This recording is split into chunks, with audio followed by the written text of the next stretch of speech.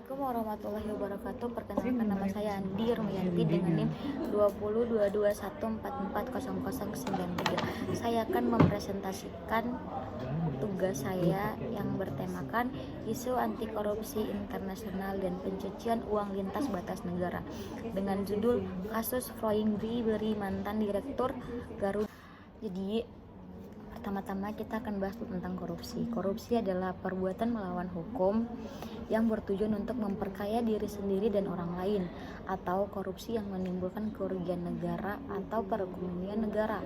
Korupsi merupakan gejala sosial yang hampir ditemukan di mana-mana. Korupsi berarti kerusakan, keburukan, kebobrokan, ketidakjujuran, dan penyuapan dan kesucian yang tidak bermoral. Selanjutnya, terjadi kegiatan bisnis antar perusahaan Indonesia dengan perusahaan luar Indonesia yang mengakibatkan adanya transaksi lintas batas atau korupsi dalam transaksi lintas batas negara. Banyak perusahaan asing ataupun perusahaan Indonesia yang melakukan tindakan ilegal untuk kepentingan mencapai keuntungan perusahaannya di Indonesia. Salah satunya ialah penyuapan yang merupakan salah satu tindak pidana korupsi. Penyuapan yang dilakukan oleh pelaku dari berbagai negara dan di wilayah yurisdiksi yang berbeda-beda negara juga mudah terjadi pada transaksi bisnis lintas batas. Hal ini dilatar belakangi oleh perjanjian internasional yang mengatur ketentuan anti korupsi termasuk terkait dengan pejabat publik asing atau bisa disebut dengan flying bribery. Tindak pidana korupsi penyuapan pejabat politik asing atau pejabat organisasi internasional adalah perbuatan pemberian atau janji kepada pejabat publik asing atau pejabat organisasi internasional baik secara langsung maupun tidak langsung diberikan atau dijalankan sesuai keuntungan yang ada dalam kewenangannya dengan tujuan untuk menghasilkan atau menjaga transaksi bisnis atau bentuk keuntungan lain terkait hubungan transaksi internasional. Pemberantasan tindak pidana korupsi belum mengatur bagaimana menghukum pejabat publik Indonesia atau perusahaan swasta yang tertentu yang menerima suap dari pejabat pemerintah di negara lain tanpa memasukkan pejabat publik asing ke dalam hukum PTPK yang sah. Positif Indonesia tidak dapat mampu menyuap dan atau pejabat organisasi publik internasional. Selain itu, suap orang asing sulit diperoleh luar kedaulatan NKRI serta kepentingan dalam melindungi warga negara Indonesia dan korupsi Indonesia yang melakukan penyuapan pejabat negara lain untuk dapat diadili di Indonesia. Selanjutnya kita masuk pada pembahasannya. Kasus Flying Bribery mantan direktur Garuda terkait pengadaan mesin pesawat. Kasus ini terjadi pada saat Emir Syahsatar, pemimpin Garuda Indonesia sebagai direktur Garuda Indonesia dari tahun 2004 hingga 2015. Di tahun pengunduran diri Emir Syahsatar, Garuda membukukan kerugian sebesar 4,8 triliun atas pembelian tersebut sebanyak 34 unit pesawat di tahun 2014 yang sebenarnya hasil suap.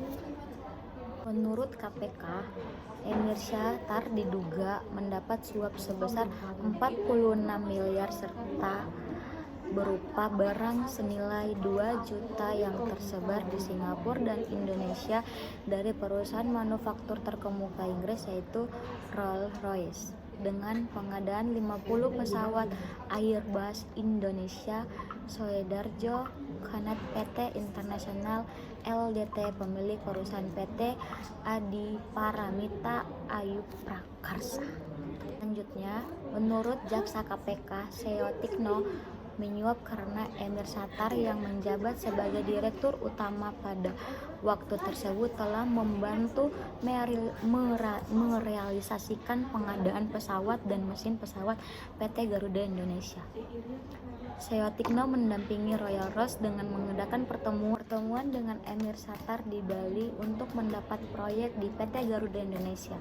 Setelah itu komunikasi berlanjut ketika Emir Syahsatar bertemu dengan Jim Sert yang merupakan senior dari Rolls-Royce di Osaka hingga tercapai kesepakatan dan ditandatanganinya kesepakatan antara PT Garuda dengan Royal Royce. Kasus korupsi antara PT Garuda Indonesia dan Royal Royce merupakan bagian dari konsep korupsi penyuapan di sektor swasta. Selain itu, kasus ini juga sangat penting terkait penyuap pejabat publik asing. Suap perusahaan multinasional antara Royal Royce dan banyak pihak termasuk pejabat dan pengusaha dapat diartikan sebagai keterlibatan langsung dalam hal yang suap memberi, menjanjikan, menguntungkan, dan suap pasif menerima dan meminta. Dalam kasus ini, Emir Sattar kedapatan melanggar pasal 12B UU Pemberantasan Tindak Pidana Korupsi nomor 31 tahun 1999 sebagaimana diubah dengan UU nomor 20 tahun 2001 junto pasal 551 UU Hukum Pidana bersama dengan pasal 651 KUHP dan pencegahan pencucian uang dan pasal 3 UU nomor 8 tahun 2010 tentang pencegahan bersama dengan pasal 551 nomor 1 dan pasal 651 tentang penyalahgunaan kekuasaan. Hukum pidana yang mengacu pada kombinasi kejahatan, Emir Sattar divonis pada 11 Mei 2020 yaitu mendapatkan hukuman 8 tahun penjara dan denda 1 miliar rubel, 3 bulan penjara. Hakim Emir Sattar juga 2 tahun penjara untuk membayar kompensasi kepada cabang sebesar USD 2,1 juta. Selain itu, Seotikna Swedarjo divonis 6 tahun penjara berdasarkan putusan Mahkamah Agung DKI Jakarta tanggal 23 Juli 2020. Denda akan dibayarkan kepada otoritas Inggris setelah penandatanganan DPA. DPA adalah kesepakatan antara jaksa Inggris dan Airbus CA yang diberlakukan di bawah pengawasan hakim. DPA mengumumkan hasil investigasi oleh SVO bahwa Airbus SA telah melanggar UK Bribery Act 2010 terhadap anak perusahaan Airbus di Inggris. Selain itu, Presiden pesawat Royal Royce akan membayar denda dan biaya sebesar 490 juta dolar. Oleh karena itu, Royal Royce secara hukum bertanggung jawab atas penyuapan, angket, memberi negara-negara yang dirugikan oleh korupsi transnasional dengan hak untuk menjalankan yurisdiksi nasional. Dalam kasus korupsi Royal Royce, yurisdiksi Indonesia berlaku karena Royal Royce merugikan Indonesia sebagian bagian dari sistem peradilan pidana korupsi di Indonesia. Pengadilan dan hakim yang memeriksa kasus Emir Sattar dapat memberikan interpretasi hukum karena Indonesia telah meratifikasi ANKEK berdasarkan UU nomor 7 tahun 2006 Ratifying United Nations Convention Against Corruption ANKEK. Namun Indonesia harus menerima suap asing sebagai bagian dari temuan hakim agar perusahaan multinasional memperhatikan dan menghormati aturan hukum dan mengambil tindak untuk pemberantasan korupsi di Indonesia. Praktek kriminal memberi, menjanjikan, menerima apapun yang mendatangkan keuntungan finansial. Regulasi yang dikembangkan oleh OECD menjadi pedoman bagi seluruh peserta agar tidak terjerumus korupsi dalam bisnis perusahaan multinasional. Konvensi OECD tidak banyak digunakan meskipun pengakuan perjanjian internasional ini merupakan dasar yang sangat penting untuk legalitas perdagangan internasional. Berdasarkan perjanjian OECD diperlukan kewajiban hukum domestik agar perjanjian tersebut berlaku, termasuk pembuatan peraturan dan unsur kepolisian untuk pemberantas korupsi dalam perdagangan internasional.